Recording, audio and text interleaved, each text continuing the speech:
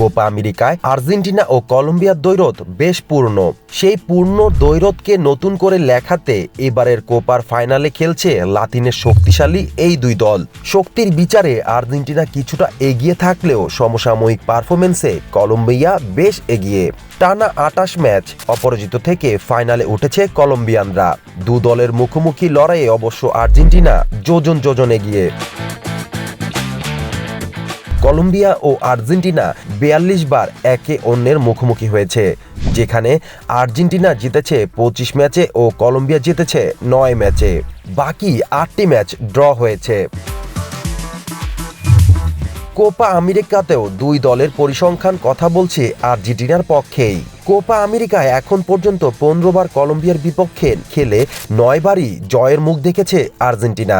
অন্যদিকে কলম্বিয়া জয় পায় মাত্র ৩টি ম্যাচে, বাকি ৩টি ম্যাচ ড্র হয়।